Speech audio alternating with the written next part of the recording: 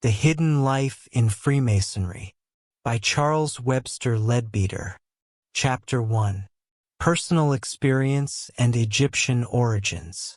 The origins of Freemasonry are obscured within the mists of antiquity. During the preceding century, there were many who posited that it could be traced no further back than the medieval guilds of operative Masons, although certain scholars regarded these, in turn, as vestiges of the Roman collegia.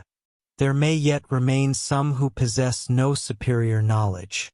However, all students of the ancient mysteries who are simultaneously Freemasons are cognizant that it is along this lineage that we locate our authentic philosophical ancestry.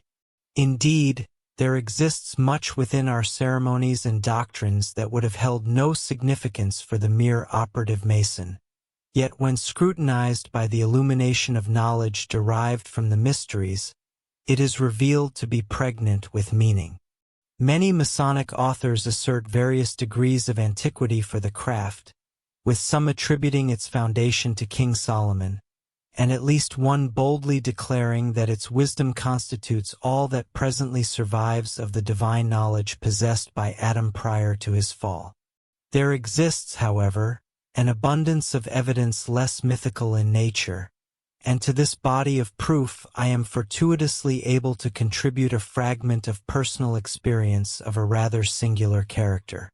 By dedicating several years to the endeavor and many additional years to practice, I have succeeded in developing certain psychic faculties of the type alluded to in the foreword, which, inter alia, enable me to recall the previous existences through which I have transitioned. The concept of pre-existence may appear novel to certain among my readership. I do not propose at this juncture to advance arguments in its favor, although they exist in abundance, but simply to affirm that for me, as for many others, it constitutes a fact of personal experience. The sole incarnation among those previous lives with which we are presently concerned was experienced approximately 4,000 years BC in the land we now designate as Egypt. Upon my initiation into Freemasonry in this current existence, my initial view of the lodge proved a profound and agreeable surprise, for I discovered that I was entirely conversant with all its arrangements, and that they were identical to those I had known 6 millennia prior in the mysteries of Egypt. I am fully cognizant that this is a startling assertion. I can only aver that it is literally true. No error is possible. Coincidence will not suffice as an explanation. The positioning of the 3 chief officers is unusual, the symbols are significant and distinctive, and their combination is peculiar. Yet they all pertain to ancient Egypt, and I knew them intimately in that era. Virtually all the ceremonies remain unaltered. There exist only a few discrepancies in minor details. The steps taken, the knocks delivered, all possess a symbolical significance which I distinctly recall. Egyptian evidences. Ascertaining these facts to be so from my own experience, I commenced the task of collecting ordinary physical plane corroborative evidence for them from such volumes as were within my reach, and I discovered even more than I had anticipated. The explication of the first-degree trestle board commences by remarking that the usages and customs among Freemasons have ever borne a close affinity to those of the ancient Egyptians, yet it does not furnish us with any illustrations regarding the points of similarity. These are to be located in Brother Churchward's most illuminative tomes, Signs and Symbols of Primordial Man and the Arcana of Freemasonry, as well as in the Arcane Schools by Brother John Yarka, and Freemasonry and the Ancient Gods by Brother John Sebastian Marlowe Ward. I shall proceed to summarize, with grateful acknowledgement, the intelligence derived from these volumes. Masons of various degrees will be enabled to select from this summary the features that evoke their own ceremonies. Certain intriguing illustrations have been collated from the mural paintings of ancient Egypt and from vignettes upon various papyri, chiefly from the Book of the Dead, of which there exist many recensions. It is evident from these sources that the formation of the temple in Egypt constituted a double square, and in the center stood 3 cubes resting one upon another, forming an altar upon which were deposited their volumes of the sacred lore, not identical to our own, naturally, for ours had not yet been inscribed. Those cubes represented the 3 aspects or persons of the Trinity, Osiris, Isis, and Horus, as may be discerned from the signs engraved upon them. This design, however, is copied not from an Egyptian altar but from an illustration in Mr. Evans's volume on Crete, although at a later period we discover only a double cube. There stood 2 pillars at the entrance to the temple, and upon them were squares representing earth and heaven. One of them bore a name which signified in strength, while the name of the other signified to establish. This gateway was regarded as leading to the higher realm of Amenti, the world wherein the soul was blended with the immortal spirit and thereafter established forever. Thus, this constituted the figure of stability. At the entrance of the lodge, there were invariably stationed 2 guards armed with knives. The outer was designated the watcher, and the inner was known as the herald. The candidate was divested of the majority of his raiment and entered wearing a cable toe and hoodwink. He was conducted to the portal of the temple and there interrogated as to his identity. He replied that he was Shu, the suppliant or kneeler, arriving in a state of darkness to seek for light. The door consisted of an equilateral triangle of stone, which rotated upon a pivot at its own center. As the candidate entered, he trod upon the square, and in so doing, it was presupposed that he was treading upon and forsaking the lower quaternary or personality of man, in order to develop the higher triad, the ego or soul. He was conducted through lengthy passages and led around the lodge 7 times. Subsequently, having replied to numerous inquiries, he was eventually brought to the center of the lodge and there asked what he required. He was instructed to answer, light. In all his perambulations, he was compelled to commence with the left foot. If the candidate violated his oath, as it is stated in the Book of the Dead, his throat was severed and his heart torn out. Another degree is mentioned in the Papyrus of Nisiamsu, wherein it is recorded that the body was cut to pieces and burnt to ashes, and these were scattered over the face of the waters to the 4 winds of heaven.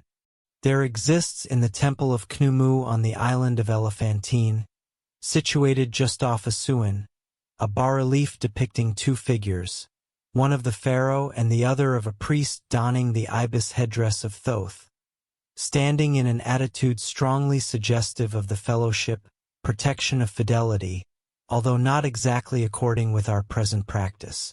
It is intended to represent an initiation, and the word bestowed is matharu, which signifies true of voice or one whose voice must be obeyed.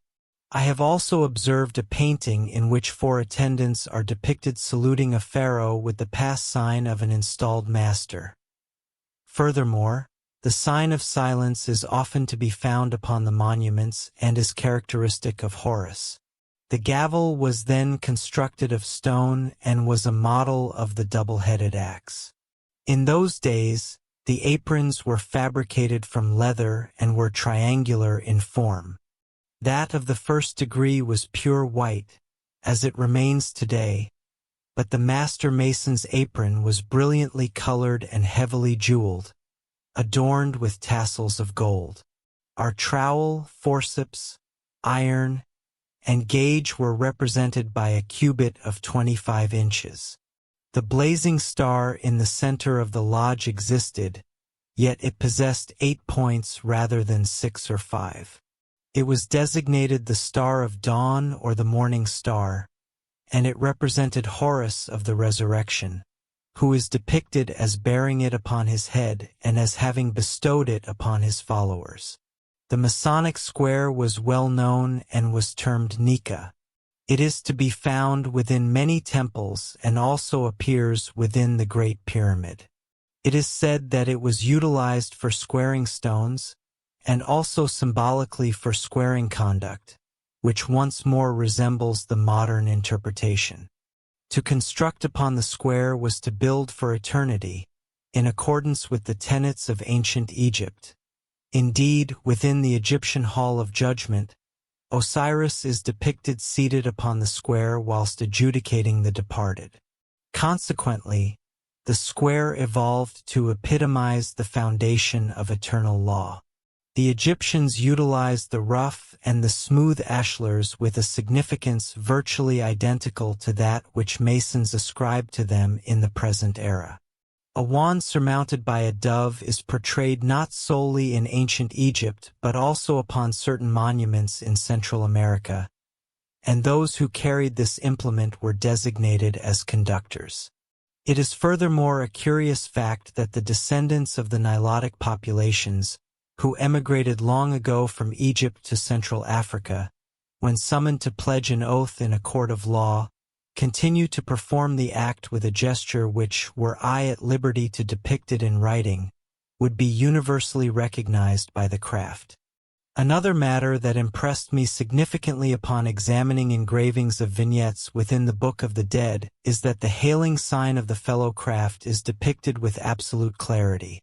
A group of individuals is portrayed worshipping the setting sun, or paying homage to it in that precise posture. This Book of the Dead, as it has been somewhat unfortunately designated, constitutes a portion of a manual which, in its entirety, was designed as a guide to the astral plane, comprising numerous instructions for the conduct of both the departed and the initiate within the lower regions of that other realm. The chapters accumulated from various tombs do not provide the complete text of that work, but merely a single section thereof, and even that portion is heavily corrupted.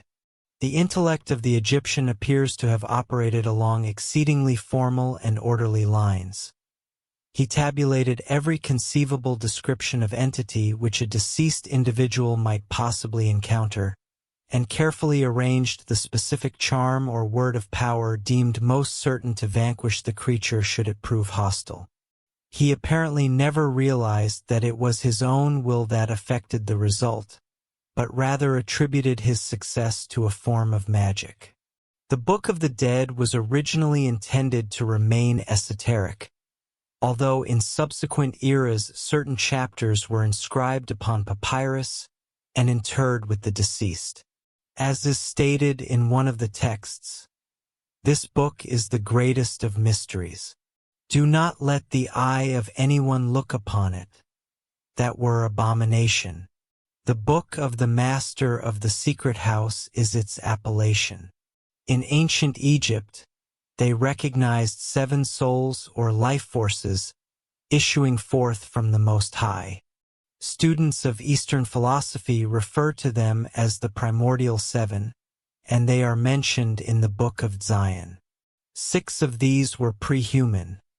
The 7th was our humanity, which was brought forth from the virgin Neith. The symbol associated with that emergence was that of the pelican, which was fabled to draw blood from her own breast to nourish her young. This subsequently became a prominent symbol in Rosicrucian philosophy, which appears to have been derived largely from Egyptian pedagogy.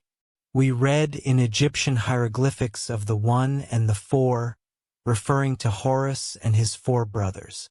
We also read of this in the stanzas of Zion, and another expression common to both is the one from the egg. In Egypt, the egg was the symbol for the setting sun, which is frequently observed in that configuration when about to graze the horizon. That egg passed into the underworld and hatched therein. From it emerged the young sun the following morning, rising in his strength, which was termed the flame born of a flame. All this bore a deeply mystical significance, which was elucidated in the mysteries. When Osiris died, Isis and Nephthys attempted in turn to raise him, Yet the endeavor proved a failure. Subsequently, Anubis attempted the feat and succeeded, and Osiris returned to the world with the secrets of Amenti. This is a significant statement which seems to suggest that the secrets we possess are intimately connected with the underworld and the life after death. These constitute some of the most striking evidences which I have been able to accumulate, and there exist others which may not be committed to writing. I perceive that many more could likely be discovered, yet even these, when considered in aggregate, render any theory of coincidence impossible. There remains no doubt that this organization, to which we have the honor to belong today, is the same fraternity which I knew 6,000 years ago, and it can indeed be traced back to a far greater antiquity still. Brother Churchward claims that certain signs are 600,000 years old. This is quite likely to be true, for the world is exceedingly ancient, and assuredly Freemasonry possesses one of the oldest rituals in existence. We must, of course, concede that the mere appearance of one of our symbols does not necessarily imply the existence of a lodge. However, it at least demonstrates that, even in that remote era, men were contemplating along somewhat similar lines and attempting to express their thoughts in the same symbolic language that we employ today. Preservation of rituals and symbols. That the rituals and symbols should have been preserved for us with such wonderfully minimal alteration is surely a marvelous phenomenon. It would be inexplicable but for the fact that the great powers behind evolution have taken an interest in the matter, and gradually guided humanity back to the true lines when they had swerved somewhat from them.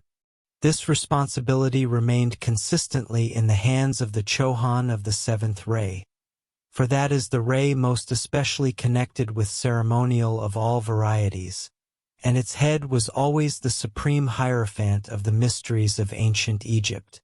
The present incumbent of that office is that master of the wisdom of whom we often speak as the Count of Saint Germain, because he appeared under that title in the 18th century. He is also occasionally referred to as Prince Rakatsi, as he is the final survivor of that royal house. Precisely when he was appointed to the headship of the ceremonial ray I cannot ascertain, but he took a keen interest in Freemasonry as early as the 3rd century AD. We discover him at that period as Albanus, a man of noble Roman lineage, born at the town of Verulam in England. As a young man he journeyed to Rome, enlisted in the army there, and achieved considerable distinction therein. He served in Rome for approximately 7 years at any rate, and perhaps for a longer duration. It was there that he was initiated into Freemasonry and also became proficient in the Mithraic mysteries, which were so closely associated with it. Following this tenure in Rome, he returned to his birthplace in England and was appointed governor of the fortress there. He also held the position of Master of the Works. Whatever that title may have connoted, he certainly superintended the repairs and general operations in the fortress at Verulam, and he was simultaneously the imperial paymaster. The narrative recounts that the workmen were treated as slaves and wretchedly remunerated, but that St. Alban introduced Freemasonry and altered those circumstances, securing for them superior wages and greatly improved conditions generally. Many of our brethren must have heard of the Watson manuscript of 1687. Within that document, a great deal is articulated regarding St. Alban's work for the craft, and it is specifically mentioned that he transported from France certain ancient charges which are practically identical to those in use at the present time. He was beheaded during the persecution by the Emperor Diocletian in the year 303, and the great Abbey of St. Alban was constructed over his remains some 500 years subsequently. In the year 411, he was born in Constantinople and received the name of Proclus, an appellation which in later life he was destined to render famous. He was one of the last great exponents of Neoplatonism, and his influence overshadowed to a significant extent the medieval Christian Church. Following that, there exists a hiatus in his list of incarnations, concerning which we presently know nothing. We find him reborn in the year 1211, and in that existence he was Roger Bacon, a Franciscan friar who was a reformer of both the theology and the science of his day.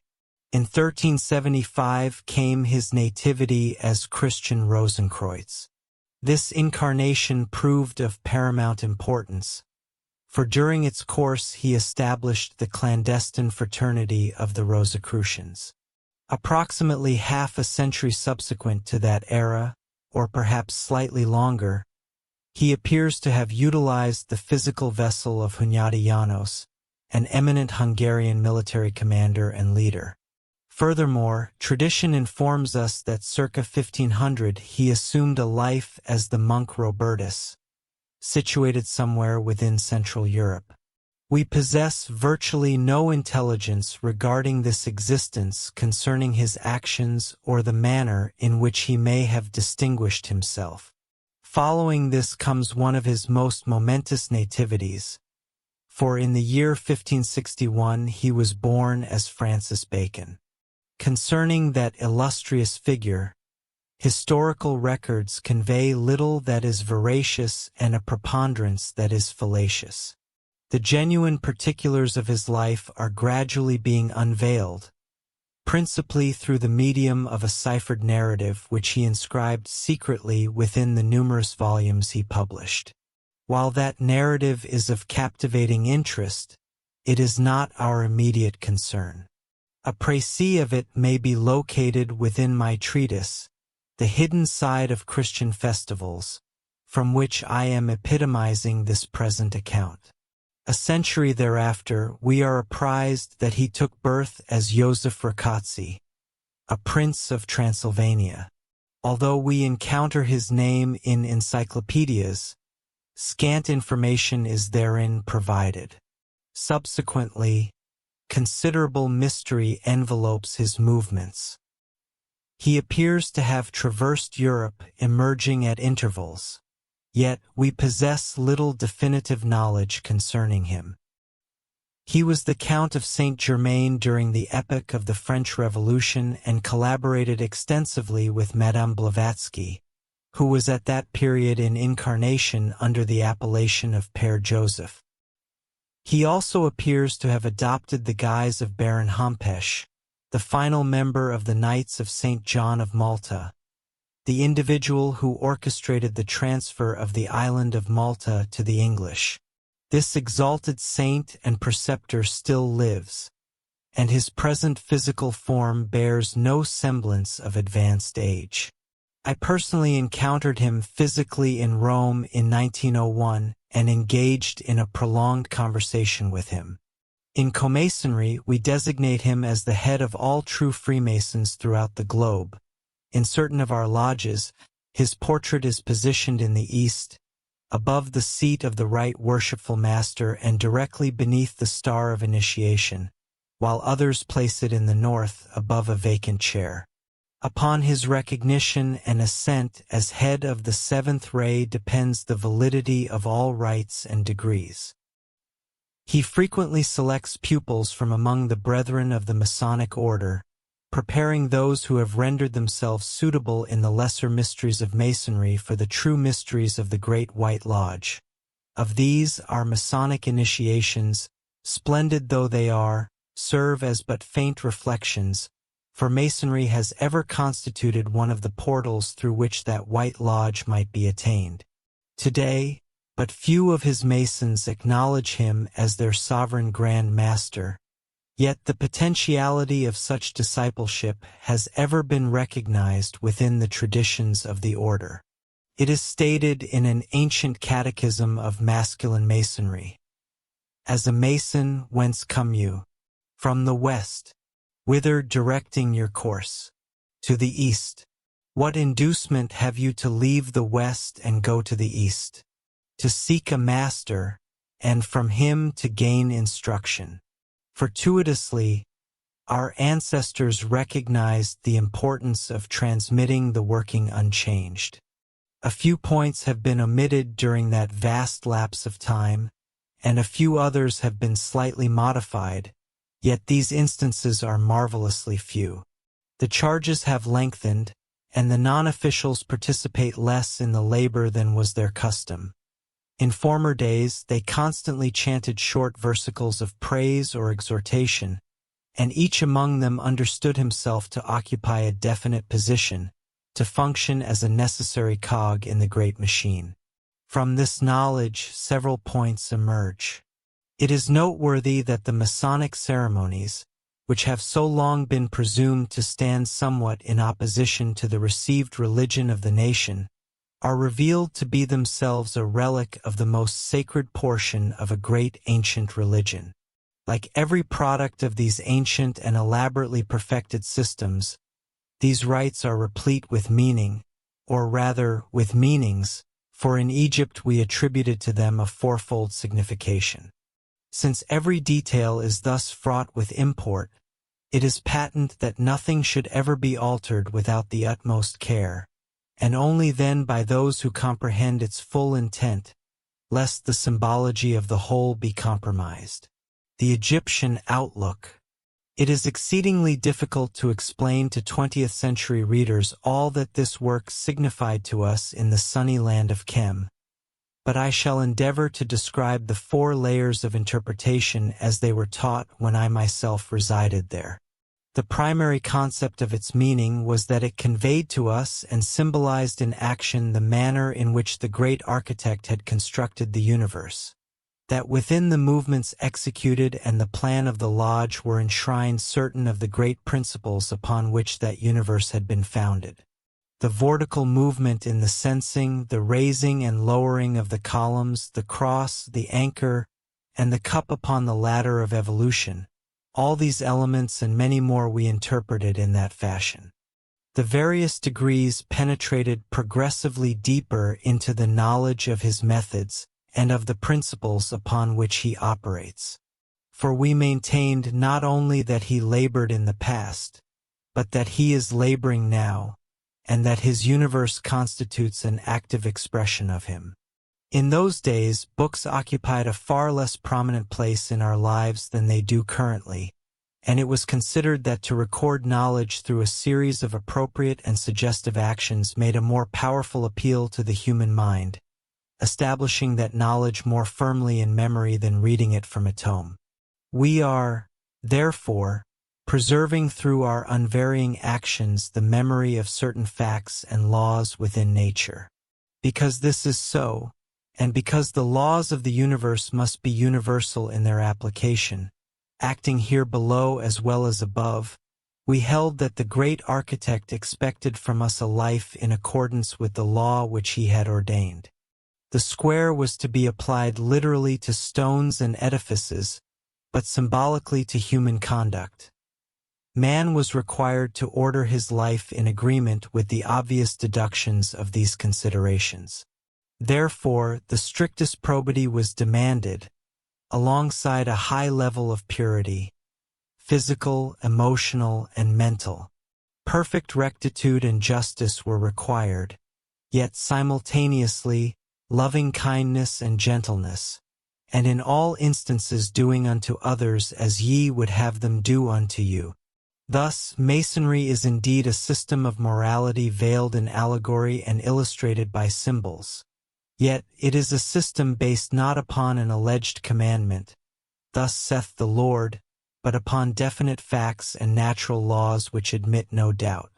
The 2 pillars, Boaz and Jachin, were understood to stand at the entrance to the other world, and the various experiences through which the candidate passed were intended to symbolize those that would befall him when he transitioned out of this physical world into the subsequent stage.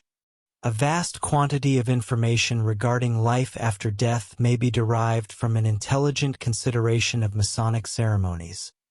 Through constantly practicing them, these realms will become genuinely familiar to us, such that when we eventually pass beyond the grave, no longer in figurative death, We shall feel ourselves entirely at home in repeating once more what we have so frequently enacted in symbol within the lodge. Above all, it is emphasized that the same laws obtain on the other side of the grave as on this, that in both states we remain equally in the presence of God, and that where that holy name is invoked, there can be no cause for trepidation. The fourth intention proves the most arduous to explicate. To ensure your comprehension, I must endeavor to transport you, if I am able, back into the atmosphere of ancient Egypt, and to the attitude which religious men maintained therein. I remain uncertain as to whether it is feasible to reconstitute that era within these modern times, which stands so hopelessly, so fundamentally distinct. The theology with which we are most familiar in the contemporary epoch is intensely individualistic. The paramount objective placed before the majority of Christians is the salvation of their own souls. That obligation is depicted as being of cardinal importance. Can you visualize a religion, fully as valid in every manner, in every respect as earnest, as fervid, and as substantial, from which such a concept was entirely absent, and to which it would have appeared utterly inconceivable? Can you conceive, as a preliminary step, of a mental state wherein no individual feared anything save for wrongdoing and its potential consequences in retarding spiritual unfoldment, wherein men anticipated their post-mortem progression with absolute certitude, forasmuch as they possessed full knowledge regarding it, wherein their singular aspiration was not for salvation, but rather for evolutionary advancement, principally because such elevation conferred upon them greater potency to execute effectively the hidden labors which God expected of them? I do not intimate that every inhabitant of ancient Egypt was altruistic, any more than are all the populace of modern England. However, I do assert that the land was permeated with joy and fearlessness insofar as its religious conceptions were concerned, and that every individual who, by any extension of courtesy, could be designated a religious man, was occupied not with reflections upon his personal salvation, but with the yearning to serve as a useful agent of the divine power. The exoteric religion of ancient Egypt, the official cult in which all participated, from the king to the bondsman, constituted one of the most resplendent systems ever known to mankind. Magnificent processions perambulating avenues miles in length, amidst pillars so stupendous that they appeared scarcely to be of human artifice. Stately vessels in a medley of iridescent hues sweeping majestically down the placid Nile. Music triumphant or plaintive, yet invariably thrilling. How shall I depict a spectacle so absolutely without parallel in our diminutive modern era? The customary attire of all classes in Egypt was white. Yet, in contradistinction, their religious processions were assemblages of splendid, glowing color, the priests donning vestments of crimson and a resplendent blue intended to represent the azure of the firmament, alongside numerous other brilliant tinctures. The existence of ancient Egypt, as indeed of modern Egypt, centered around the river Nile, slow-flowing and majestic. Richly adorned barges were utilized for all purposes of transit, as well as for the solemnization of religious festivals. Upon these vessels, the priests were arranged in specific symbolical configurations, standing or seated, and all bore the colors appropriate to the particular aspect of the deity they symbolized. Not only were solemn sacrifices proffered to the gods upon these barges at altars wondrously adorned with floral tributes and precious embroideries, occasionally constructed in stages rising to 100 feet or more into the air, but living tableaus or scenes were also enacted upon them, possessing a symbolical significance connected with the festival then being celebrated. In such manners was represented the judgment of the deceased, featuring the weighing of the heart by Anubis against the feather of Mot, the personae of Anubis and Thoth being portrayed by priests who donned the appropriate masks.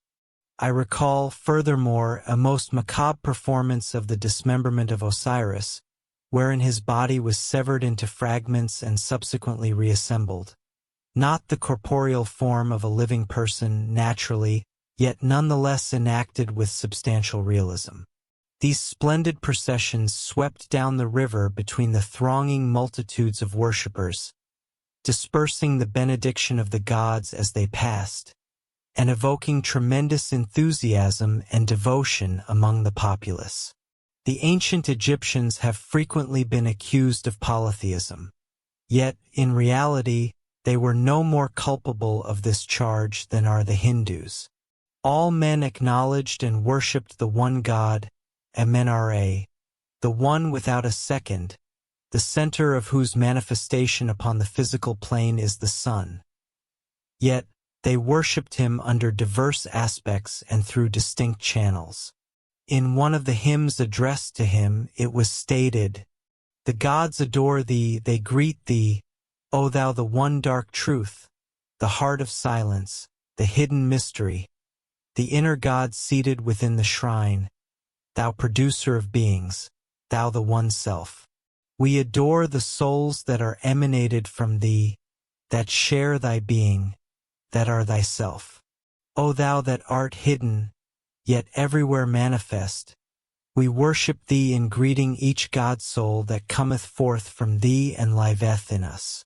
The gods were not deemed to be coequal with God, but rather to have attained union with him at various gradations, and therefore to serve as conduits of his infinite power to mankind.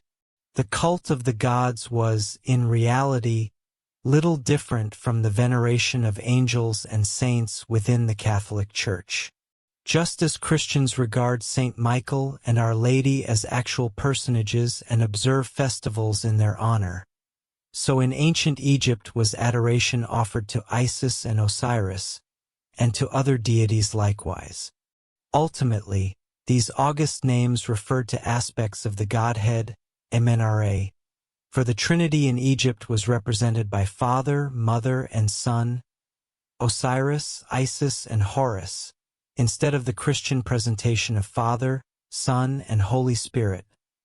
But below that divine stratum there existed then, as there exist now, great beings in whom the ideal was embodied, and who acted as representatives and channels of God's threefold power and grace to man. Furthermore, there are hierarchies of angels appertaining to these different lineages, just as there are hierarchies of angels who follow the leadership of Saint Michael and of Our Lady, each of whom serves as a channel and representative of his order in accordance with the level of his development.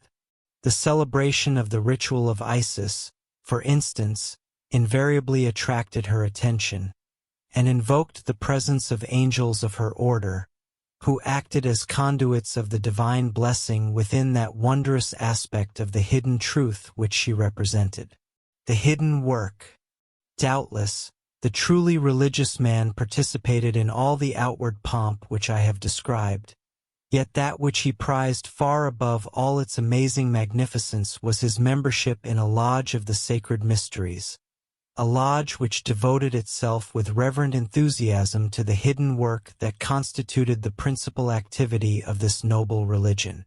It is of this esoteric aspect of the Egyptian cult, rather than its exoteric glories, that Freemasonry stands as a relic, and the ritual preserved therein is a fragment of that of the mysteries.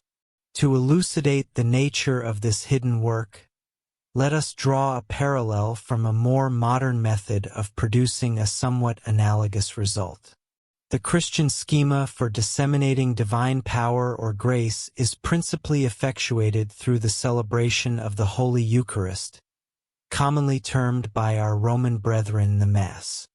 We must not conceive of that grace as a species of poetical expression, nor as in the least degree vague or nebulous. We are addressing a force as definite as electricity, a spiritual power which is distributed among the populace in specific modes, which leaves its own effect in its wake, and requires its own vehicles, just as electricity requires its appropriate apparatus. It is possible, via clairvoyance, to observe the action of that force, and to witness how the service of the Eucharist constructs a thought form through which said force is distributed by the priest with the assistance of the angel invoked for that purpose. Matters have been so arranged that the disposition of the priest, his knowledge, and even his character do not in any wise interfere with the due efficacy of the sacrament. There exists, in any event, an irreducible minimum which is transmitted.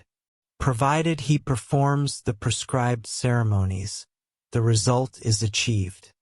Should he also possess the virtue of devoutness, those who partake of the sacrament at his hands derive the ancillary benefit of sharing in his love and devotion. Nevertheless, this in no wise alters the intrinsic value of the sacrament itself, for notwithstanding his personal deficiencies, the divine strength is poured forth upon the congregation. The ancient Egyptian religion harbored a parallel concept regarding the effusion of spiritual force upon the populace, yet its methodology was entirely distinct. The Christian magic is capable of execution by the priest in isolation, and may indeed be performed in a purely mechanical fashion. However, the intelligent assistance of the laity vastly augments its efficacy and the volume of force available for outpouring. Contrariwise, the Egyptian scheme positively necessitated the earnest and intellectual cooperation of a substantial number of individuals. Consequently, it proved far more arduous to achieve with perfection. Yet, when executed thoroughly, it was immeasurably more potent and encompassed a significantly more extensive territorial range. The Christian system necessitates a vast multitude of churches disseminated throughout the land. The Egyptian plan, however, required only the operation of a few grand lodges established within the principal cities to inundate the entire kingdom with the hidden light, the functions of the ordinary lodges being viewed as subsidiary to these, serving primarily as a training ground for membership in the grand lodges. The central tenet of the religion of the ancient Egyptians was that divine power resided within every human being, including the most abject and degraded, and they designated this power the hidden light. They maintained that through this light, existent within all, humanity could invariably be reached and succored. Furthermore, they deemed it their obligation to ascertain that light within every individual, however unpromising, and to fortify it. The very motto of the pharaoh was "Look for the light," implying that his supreme duty as sovereign was to seek that hidden light in every man surrounding him, and to strive to draw it forth into fuller manifestation. The Egyptians held that this divine spark, present in everyone, could be most effectively fanned into flame by transmuting and precipitating down to the three lower worlds that tremendous spiritual force which constitutes the life of the higher planes, and subsequently pouring it out over the country as previously described. Recognizing that spiritual force to be merely another manifestation of the manifold power of God, they bestowed upon it the identical appellation of the hidden light, and from this dual usage of the terminology, confusion occasionally arises. They fully recognized that such a downpouring of divine grace could be evoked only by a supreme exertion of devotion on their part. The making of such an exertion, in conjunction with the provision of suitable machinery for disseminating the force upon its arrival, constituted a major portion of the hidden labor to which the noblest of the Egyptians devoted so much of their time and energy, and this was the fourth of the objects intended to be served by the sacred and secret ritual, of which that of Masonry is a relic. The Egyptian race. The Egyptian race of the epoch to which I have been alluding was of mixed lineage, yet predominantly Aryan. Our researches indicate that circa 13,500 BC, a cohort of men and women belonging to the highest strata of the great South Indian Empire then in existence embarked upon an expedition to Egypt, via Ceylon, having been directed to undertake this journey by the Manu. The ruling race in Egypt during that era was a branch of what has been designated in theosophical literature as the Toltec subrace, a branch likely identical to that Cro-Magnon race which inhabited Europe and Africa approximately 25,000 BC. In Ancient Types of Man, Sir Arthur Keith remarks that this race was, mentally and physically, one of the finest the world has ever witnessed. Broca has noted that the cranial capacity of the Cro-Magnon woman surpasses that of the average male of the present day. The average stature of the men of this race was 6 feet 1½ inches. The shoulders were exceedingly broad and the arms short in comparison to the legs, while the nose was thin but prominent, the cheekbones high, and the chin massive.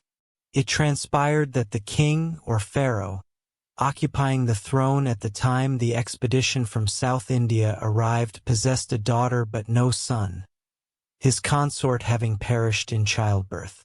The newcomers were received with great cordiality by both king and high priest, and intermarriage with the strangers became a coveted honor within Egyptian families, particularly as the king had sanctioned the marriage of his daughter to the leader of the band, who was a prince of India. Within a few generations, the Aryan blood had suffused the entire Egyptian nobility, producing the type well known from the monuments, which possessed Aryan features but Toltec coloring. After many centuries, there arose a ruler who was influenced by a foreign princess whom he had espoused to cast aside the Aryan traditions and establish lower forms of worship. The clan, however, drew together and, by strictly marrying only among themselves, preserved the ancient customs and religion, as well as their racial purity. Nearly 4,000 years subsequent to the arrival of the Indians, there arose in Egypt certain prophets who foretold a great cataclysm. Consequently, the clan departed in a body across the Red Sea and found refuge amidst the mountains of Arabia. In 9564 BC, the prophecy was fulfilled. The island of Poseidonis sank beneath the Atlantic Ocean in the deluge mentioned in the Timaeus of Plato. Simultaneously, the land rose, creating the Sahara Desert where a shallow sea had previously existed, and a vast tidal wave swept over Egypt, such that almost its entire population was annihilated. Even when the cataclysm subsided, the country remained a wilderness, bounded on the west no longer by a peaceful sea but by a vast salt swamp, which, as the centuries rolled on, desiccated into an inhospitable desert. Of all the glories of Egypt, there remained only the pyramids towering in lonely desolation, a state of affairs that endured for 1,500 years before the clan returned from its mountain refuge, having expanded into a great nation.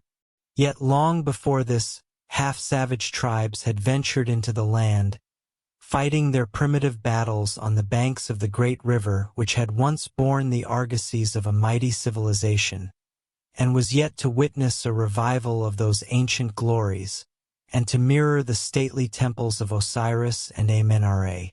The first of the several races that entered the country was a Negroid people from Central Africa. They had, however, been displaced by various others before the Aryo-Egyptians returned from Arabia, settled near Abydos, and gradually, in a pacific manner, became once more the dominant power.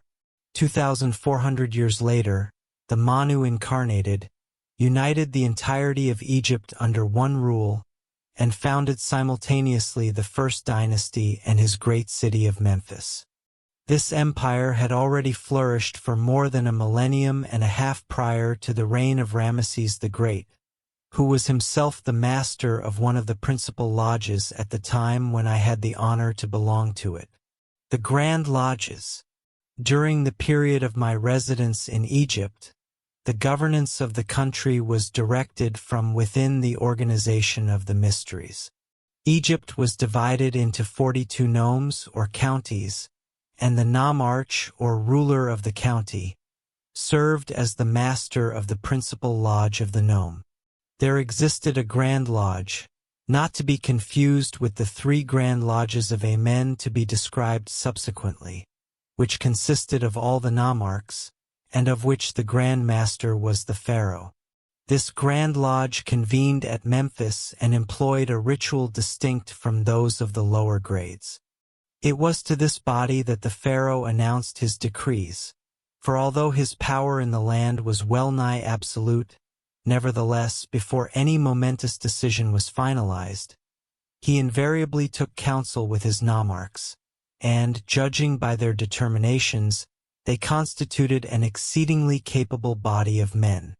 While subordinate matters were adjudicated by an executive committee of this lodge, over which the Pharaoh himself presided, momentous measures were invariably deliberated within the Grand Lodge itself.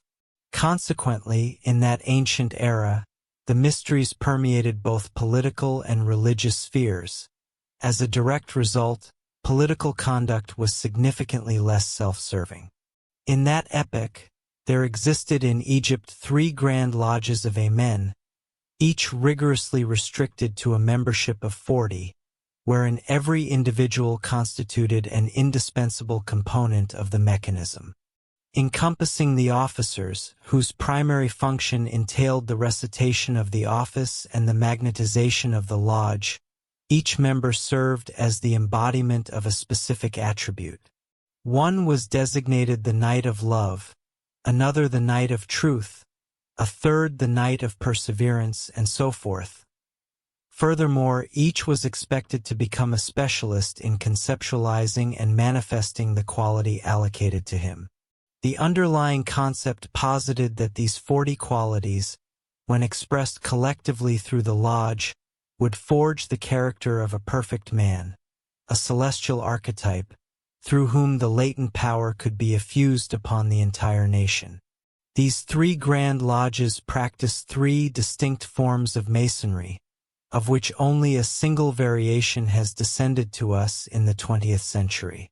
The master of the first Grand Lodge personified wisdom, whilst his 2 wardens represented strength and beauty, mirroring the arrangement in our lodges today.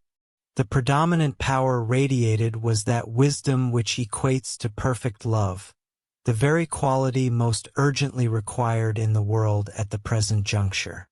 The master of the second Grand Lodge symbolized strength, with his wardens typifying wisdom and beauty. Here, the strength of the first aspect of the Trinity constituted the lodge's dominant quality. The master of the third Grand Lodge epitomized beauty, rendering wisdom and strength subordinate to that third aspect of the hidden light. As every participant was required to sustain his role in constructing the form, precise cooperation and flawless harmony were absolute necessities. Consequently, only those individuals capable of complete self-abnegation within the great work were selected from the ordinary lodges to join these 3 Grand Lodges, the power of which was of such magnitude that their influence enveloped the entire country. The most minute imperfection in the character of any one of the 40 members would have gravely debilitated the form through which the entire operation was conducted. It is, perhaps, a vestige of this paramount necessity that dictates our current regulation, that any brethren not in perfect harmony with one another must not don their aprons until they have resolved their disputes. In ancient Egypt, there existed an intensity of fraternal sentiment among lodge members that is likely rarely attained in the modern era. They perceived themselves bound together by the most sacred of ties, not merely as components of a singular machine, but effectively as fellow workers with God Himself. The ritual enacted by the Grand Lodges was known as the building of the Temple of Amen, and a translation of its actual phrasing shall be provided in a subsequent portion of this volume. It was, indeed, one of the most resplendent and potent sacraments known to humanity. It was celebrated for millennia, during which Egypt stood as a mighty land. However, a time arrived when the egos most advanced in evolution began to seek incarnation within new nations, wherein, akin to different classes in a world school, they might acquire novel lessons. Subsequently, this portion of the Egyptian mysteries fell into abeyance, while Egyptian civilization grew degenerate and formalized, becoming a theater for the activities of less evolved men. The ordinary lodges. Scattered throughout the country were also numerous other lodges, which bore a closer resemblance to those of modern times.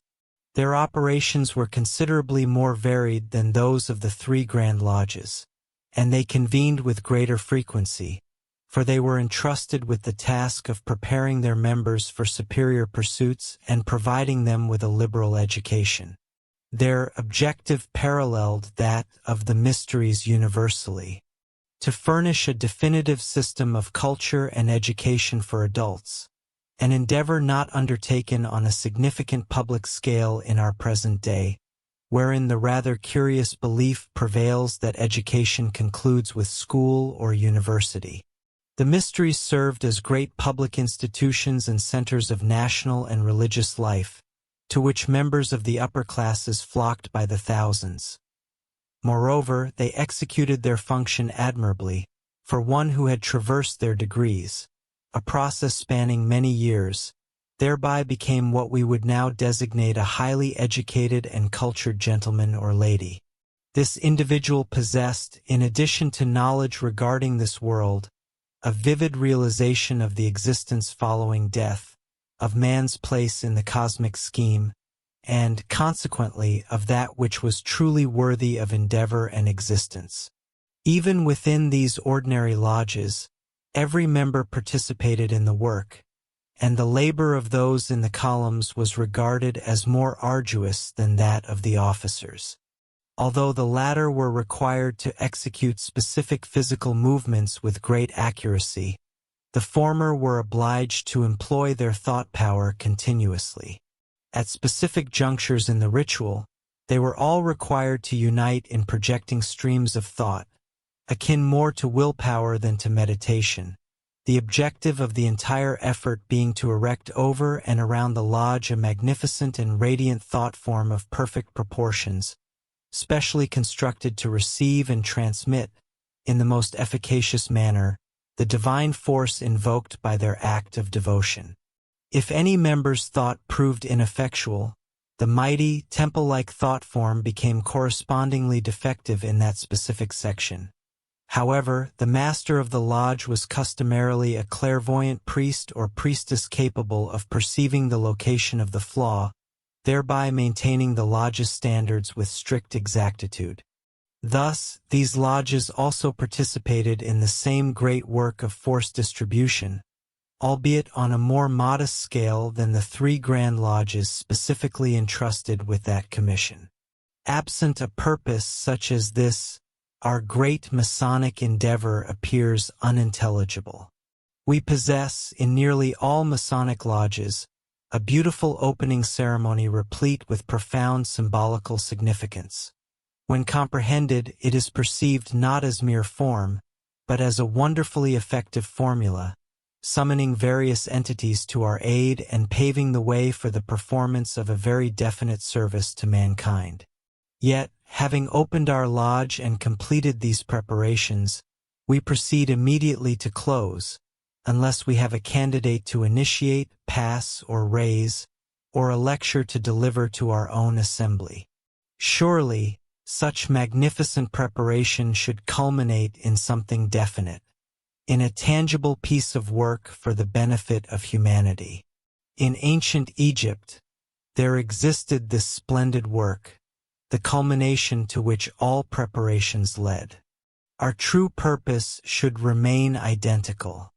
We convene and perform certain ceremonies, bestowing upon them the appellation of work, a designation that is quite inappropriate when applied to mere ceremonies, regardless of how replete with meaning they may be. However, if we are constructing a grand and beautiful form as a conduit for divine energy, through which the world may be succored, then most assuredly we are engaged in labor. Collecting, concentrating, and storing great superhuman forces and subsequently with the closing benediction, pouring all that forth upon the world. Without this, all preliminaries are, as stated in the Comasonic mystic charge, like massive doorways leading nowhere. There exists no reason why we... Do you want access to this and all the complete audiobooks on the channel, plus the ebook version? Click the link in the description or scan the QR code in the left corner of the screen to access our library, where you can listen to your favorite esoteric books without ad interruptions, lock your screen, or use other apps while the narration plays, and even download the ebook version to follow along as you listen. Listen on your computer via web browser, or download the app from the Play Store. After subscribing, you will receive an email with your login details, password, and step-by-step instructions on how to access the books through the Hotmart app.